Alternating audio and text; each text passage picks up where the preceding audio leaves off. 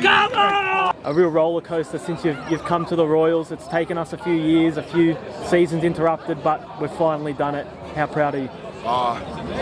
Words can't describe how I'm personally feeling, how my family's personally feeling. Also, the people at the club and why I came to the club are all family friends of mine, including you.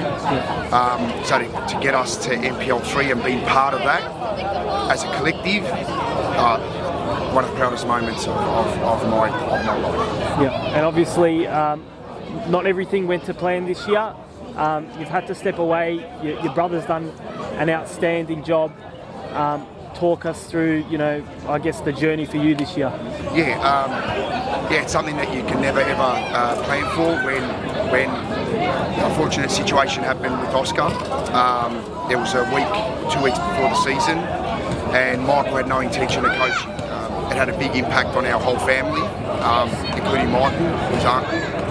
And the next day I rang Michael, I said, you have to do it. You've got to do it for Oscar, you've got to do it for me.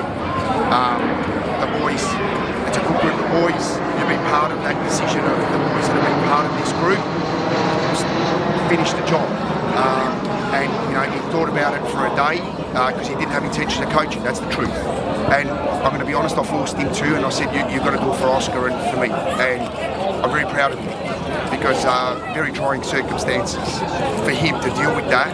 And to be honest, didn't talk to him at all about soccer throughout that period of time. He did everything on his own accord with help from Juan Toro, from Davey Van Schip, from good leaders in the group of the team, and also then having Andrew Durante come and help him. Calibre people at this club are why the club are what they are, and I came here because we're a sleeping giant. The giant's waking up.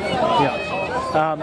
You mentioned that obviously Mick had a lot of great leaders in the squad to lean on, and that was obviously a key part of your recruitment drive, wasn't it? Obviously bringing quality people into the club. Yes. We had a really tight-knit group. We didn't go through anywhere near as many players as some of the other clubs around us did.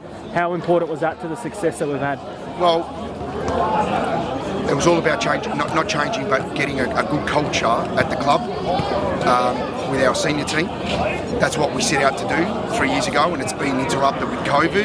But that group, majority of that original group that we did a big turnover, has stayed with some great quality introduction to add to it. So that group is a reason why they went through a lot too. I'm very close to every single player. So what happened to my family and to Oscar had an impact on them, but they all rallied together. That was amazing. Like I love if there was a documentary about this group. Yeah. There was a lot of things that happened to them that a lot of teams they don't get through. But because of how close they were, the culture that we had, they all rallied together. People like Anthony Ramsey, they were saying a prayer for each other every single training night. That's the truth. So that was what has got us to where we are today, and that's why I'm so proud of everybody. Yeah. Any final thoughts? Obviously, you've been back for the last few weeks, and you've been able to see the boys play.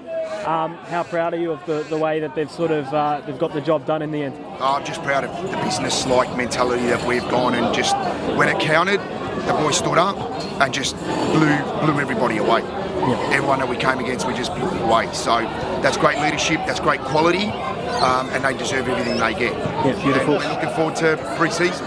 Beautiful, V. Enjoy the night. Thanks.